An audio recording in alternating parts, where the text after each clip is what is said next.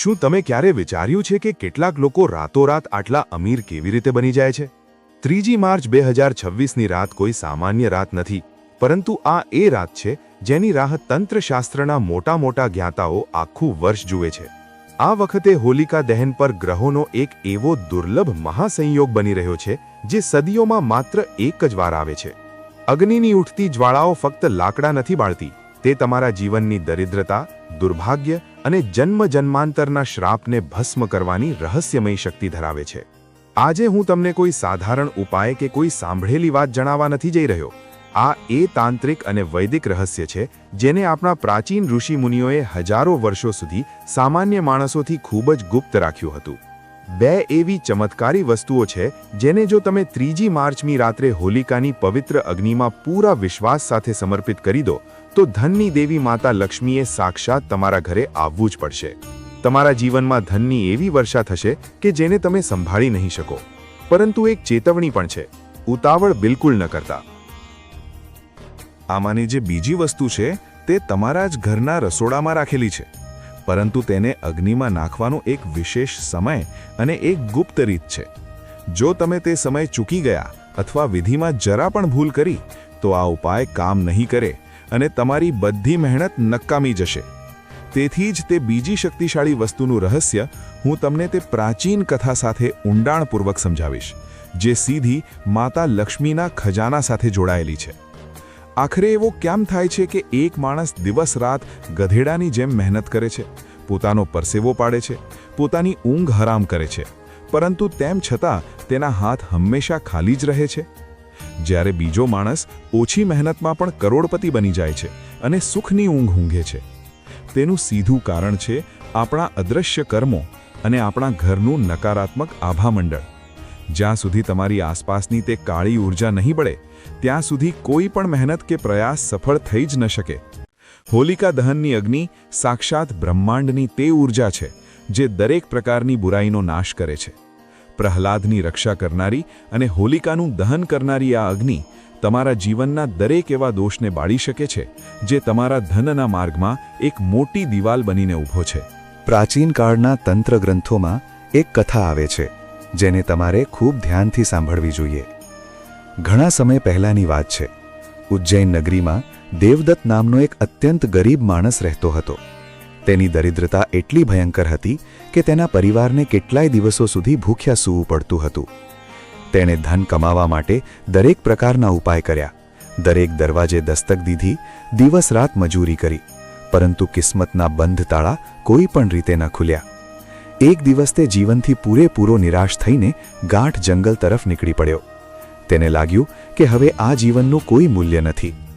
જંગલમાં ખૂબ દૂર જતા તેને એક સિદ્ધ અઘોરી સાધુ મળ્યા, જે પોતાની ધૂણી ધખાવીને શાંત બેઠા હતા. દેવદત્ત તેમના ચરણોમાં પડી ગયો અને રડી રડીને પોતાના દુર્ભાગ્યની દર્દનાક કહાની સંભળાવવા લાગ્યો.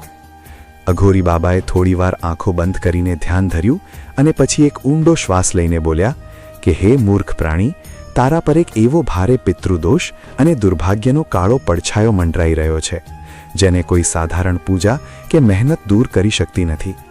આ માટે તારે ફાગણ માસની પૂનમ એટલે કે હોલિકા દહનની રાતની રાહ જોવી પડશે. અઘોરી બાબાએ દેવદત્તને તે બે વસ્તુઓ બતાવી જે આજે હું તમને જણાવવા જઈ રહ્યો છું.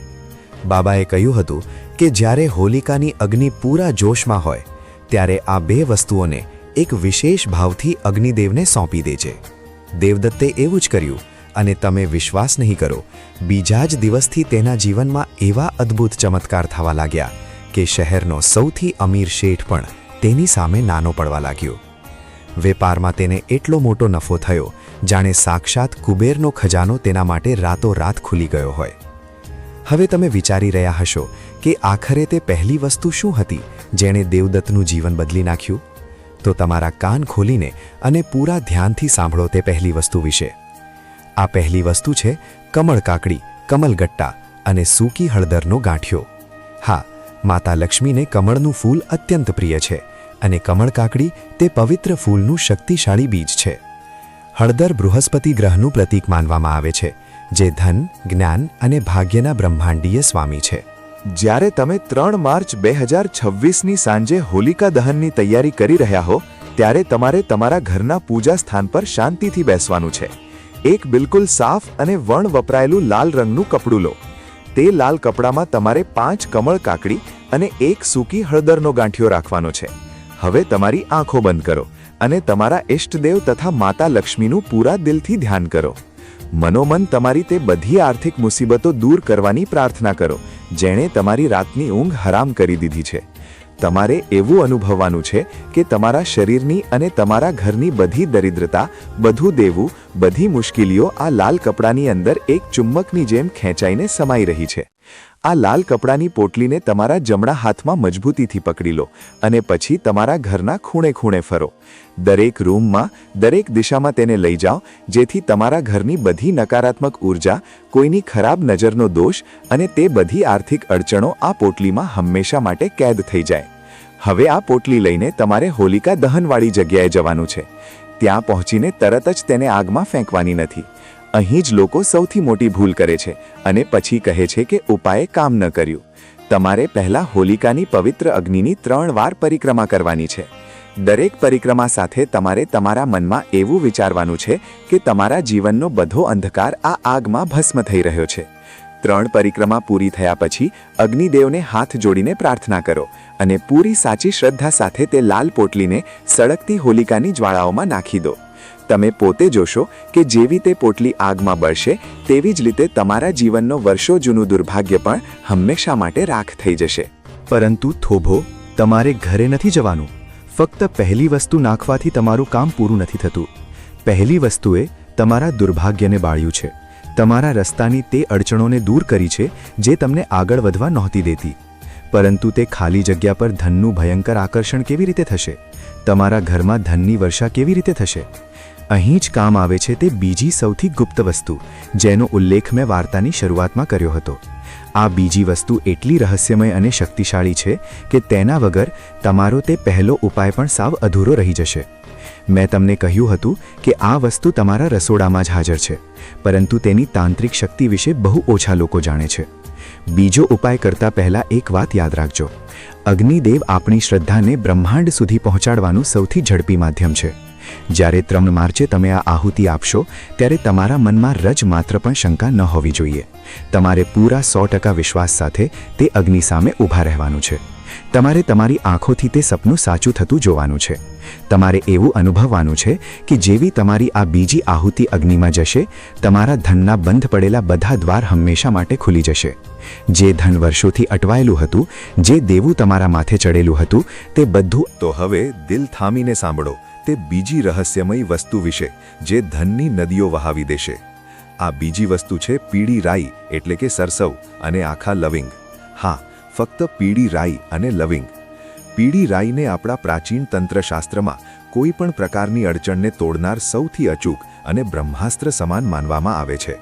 અને લવિંગનો ઉપયોગ દેવી માતાના દરેક ગુપ્ત અનુષ્ઠાનમાં ઊર્જાને બાંધવા માટે થાય છે. પરંતુ તેને અગ્નિમાં કેવી રીતે નાખવું, આ વાત સૌથી વધુ મહત્વની છે. ધ્યાનથી સાંભળો. જ્યારે હોલિકાની અગ્નિ તેના પૂરા જોશમાં હોય ત્યારે તમારે તેને નથી નાખવાની. તમારે ત્યાં ઊભા રહીને થોડી રાહ જોવી પડશે. જ્યારે અગ્નિની જ્વાળાઓ થોડી શાંત થવા લાગે, જ્યારે લાકડા બળીને લાલ અંગારામાં બદલાઈ રહ્યા હોય અને તે લાલ અંગારા અંધારામાં જોરથી ચમકી રહ્યા હોય, બરાબર તે જ સમયે તમારે તમારા જમણા હાથની મુઠ્ઠીમાં થોડી પીળી રાઈ અને જોડીમાં એટલે કે ફક્ત 2 આખા લવિંગ લેવાના છે. લવિંગ બિલકુલ સાફ હોવા જોઈએ અને તેની ઉપરનું ફૂલ બિલકુલ તૂટેલું ન હોવું જોઈએ. પોતાની મુઠ્ઠી જોરથી બંધ કરીને તે લાલ ચમકતા અંગારાની સામે સીધા ઊભા રહો. હવે તમારે કંઈ પણ બોલવાનું નથી. તમારા હોઠ બંધ રાખો. એકદમ શાંત મનથી માતા લક્ષ્મીના કોઈ પણ સિદ્ધ મંત્રનો 11 વાર મનોમન જાપ કરો. તમે ખૂબ જ સરળ મંત્ર ઓમ મહાલક્ષ્મી નમઃ નો જાપ કરી શકો છો. મંત્રનો જાપ પૂરો થયા પછી તમારી આંખો ખોલો અને અગ્નિના તે લાલ અંગારાને જોતા જોતા તમારી સૌથી મોટી આર્થિક મનોકામના માંગો. ત્યારબાદ તમારી મુઠ્ઠી ખોલો અને તે પીળી રાઈ તથા લવિંગને સીધા તે લાલ અંગારાની ઉપર નાખી દો. જેવી રાઈ અંગારા પર પડશે અને ચટકશે, સમજી લેજો તમારું કામ થઈ ગયું. ત્યારબાદ એક સૌથી કડક નિયમ યાદ રાખજો. તમારે ત્યાંથી ફરીને પાછા તમારા ઘર તરફ ચાલવાનું છે અને ભૂલથી પણ પાછળ વળીને તે અગ્નિને જોવાની નથી. ભલે પાછળથી કોઈ અવાજ પણ આવે, તમારે પાછળ નથી જોવાનું. સીધા તમારા ઘરે આવી જવાનું છે. ઘરમાં પ્રવેશતા પહેલા તમારા હાથ અને પગ પાણીથી સારી રીતે ધોઈ લો અને પછી સીધા તમારા પથારીમાં જઈને સૂઈ જાઓ. કોઈની સાથે કોઈ ફાલતુ વાત નથી કરવાની. બીજી સવારે જ્યારે તમે ઊંઘમાંથી જાગશો ત્યારે તમારી અંદર એક ખૂબ જ અજીબ અને ઊંડી શાંતિ હશે. તમને પોતાને અનુભવાશે કે તમારા ઘરની આસપાસની હવા બિલકુલ બદલાઈ ગઈ છે. થોડા જ દિવસોમાં તમારા વ્યાપારમાં અટવાયેલા તમારા બધા પૈસા ઝડપથી પાછા આવવા લાગશે. જો તમે નોકરીમાં હો તો તમારા પ્રમોશન કે પગાર વધારાના યોગ અચાનક બનવા લાગશે. અચાનક ધન પ્રાપ્તિના એવા ગુપ્ત રસ્તાઓ ખુલશે જેના વિશે તમે તમારી આખી જિંદગીમાં ક્યારેય સપનામાં પણ વિચાર્યું નહીં હોય. 3 માર્ચ 2026નો આ ખાસ દિવસ તમારા જીવનનો સૌથી મોટો ટર્નિંગ પોઈન્ટ સાબિત થવાનો છે. પ્રકૃતિ આપણને હંમેશા કંઈક ગુપ્ત સંકેતો આપે છે, તકો આપે છે. બસ આપણે તે તકોને સાચા સમયે ઓળખવાની હોય છે. હોલિકા દહનનો આ મહાસંયોગ એવો જ એક દુર્લભ અવસર છે જે તમારી જિંદગીમાં વારંવાર પાછો નથી આવતો. જે પણ માણસ આ અચૂક ઉપાય પૂરી શ્રદ્ધા અને વિશ્વાસ સાથે કરશે તે પોતે પોતાની આંખોથી તેના ભયંકર ચમત્કારનો સાક્ષી બનશે. યાદ રાખો, કિસ્મત ફક્ત તેમનો સાથ આપે છે જે સાચા સમયે સાચું કદમ ઉઠાવવાની હિંમત રાખે છે. બ્રહ્માંડની ઉર્જા તમારા માટે કામ કરવા તૈયાર છે. બસ તમારે તે ઉર્જાને સાચો રસ્તો બતાવવાનો છે. માતા લક્ષ્મીની કૃપા તમારા પર એવી વરસશે કે તમારી આવનારી પેઢીઓ પણ રાજ કરશે. આ રહસ્યને તમારા દિલમાં ઉતારી લો અને 3 માર્ચની રાતને તમારા જીવનની સૌથી ચમત્કારી રાતમાં બદલી નાખો.